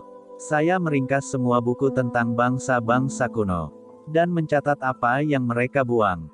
Saya memperlunak cara-cara menyampaikannya, seakan mereka menyodorkannya kepada kehendak saya. Saya menyumbangkannya, suatu kebesaran, kepada negaramu, yang bersinar, dan objek kemegahan. Saya bersumpah, sedikit pun saya tak melebih-lebihkan. Saya membenci melebih-lebihkan." Ibnu Khaldun menikmati ketenangan, tapi hanya untuk sesaat. Ibnu Arafah dan teman-temannya meneruskan intrik-intrik mereka. Upaya-upaya mereka tak berhasil mencampakkan bantuan raja dari sang sejarawan, namun malah menjurus kepada sikap tak senang dengan cara lain. Ketika Sultan sedang bergerak bersama pasukannya untuk memerangi para pemberontak di Tauzir dan wilayah-wilayah sekitarnya pada 783 dia memerintahkan Ibnu Khaldun untuk menemaninya. Dia mematuhinya, meski dengan agak malas. Dia muak dengan kemelut politik dan letih dengan tugas-tugas kerajaan yang berbahaya ini. Ketika ekspedisi itu berhasil meraih tujuannya, Sultan mengizinkannya kembali terlebih dahulu. Dia pergi ke tanah pertaniannya di sekitar Tunisia. Dia tinggal di sana hingga Sultan yang menang itu kembali. Ia pun menemaninya ke Tunisia. Beberapa bulan kemudian, Sultan mempersiapkan ekspedisi lagi bersama pasukannya. Karena khawatir ditugaskan untuk menemani Sultan dalam ekspedisi-ekspedisinya lagi, dan itu berarti tidak akan menikmati ketenangan lagi, Ibnu Khaldun memutuskan meninggalkan Tunisia dan berencana naik haji sebagai suatu alasan. Dia memohon kepada Sultan untuk membebaskannya dari tugas-tugasnya dan mengizinkannya untuk melaksanakan niat sucinya itu. Permohonannya dikabulkan dan, sekali lagi, Ibnu Khaldun meninggalkan tempat kelahirannya. Kali ini dia tak akan kembali. Di antar barisan rombongan orang-orang penting, teman-teman dan murid-murid yang mengucapkan ucapan selamat jalan kepadanya sambil menunjukkan penyesalan yang mendalam, dia pergi ke pelabuhan. Dia berlayar ke timur pada pertengahan Syakban 784 Oktober tahun 1382 M. Demikianlah, Ibnu Khaldun mengakhiri kehidupan yang penuh peristiwa berbahaya dan paling berisiko di Afrika Utara. Ini, tentu saja, bukan akhir yang luar biasa, dan juga tak memuaskan jiwanya. Tak ada politisi dan pemikir paling besar yang pernah dikenal di Afrika dan Andalusia pada abad ke-8 selain Ibnu Khaldun. Sifat dan bakatnya yang luar biasa mengangkatnya ke puncak berbagai peristiwa dan menjadikannya sebagai tokoh dalam sejarah Afrika Utara dan perkembangan politiknya selama seperempat abad. Sifat dan bakatnya itu membantunya mencapai kepemimpinan dan pengaruh besar di kalangan suku-suku padang pasir. Ia senantiasa dicatat atas sikap keras kepala dan pendapatnya yang kaku. Namun sikap dan bakatnya itu tepat untuk mengangkatnya ke posisi yang tinggi dan stabil di beberapa negara dan istana pada masa itu. Dia mengabdi kepada semua negara dan istana barbar, sering mendapatkan berbagai keuntungan sebagai pimpinan dan penguasa. Juga kerap mengalami penderitaan karena tak mendapatkan bantuan dan kepahitan hidup di penjara serta bahaya kematian. Setelah mengalami begitu banyak kesulitan dan upaya, akhirnya dia mendapatkan dirinya di tempat dia memulai. Dia kehilangan bantuan dari semua istana dan negara yang dia layani, bahkan beberapa negara atau orang yang sering dia bantu. Pada akhir masa pengungsiannya dia kembali ke tempat semula, dia mendapatkan ketenangan. Untuk beberapa saat dia merasakan pahitnya kekecewaan dan berusaha mencari hiburan dalam kegiatan penelitian dan sastra. Jiwanya terbakar nafsu untuk berjuang dan berpetualang. Ia muak dengan politik dan malas menerima tugas-tugas kerajaan, walaupun sebenarnya keberhasilannya membuka jalan baginya untuk memiliki pengaruh dan kuasa. Dia berusaha mencari kehidupan yang luang dan tenang setelah lama mengembara, dan berharap dapat mengakhiri hari-harinya di desanya sendiri serta dikubur di samping ayahnya. Tapi dia tak mendapatkan ilham, bahkan secuil pun. Dia terganggu oleh mesin-mesin musuh-musuhnya di tempat tinggalnya yang tenang, dan akhirnya harus menghadapi berbagai konsekuensi dari kedengkian dan berbagai intrik. Di Tunisia dia tak mendapatkan ketenangan yang dia cari. Dia terdorong melaksanakan ibadah haji sebagai dalih untuk meninggalkan Tunisia dan mencari keselamatan, mengucapkan selamat tinggal kepada sanak keluarganya dan meninggalkan tanah tumpah darahnya. Sendirian, tanpa tahu nasib apa lagi yang akan menimpa dirinya.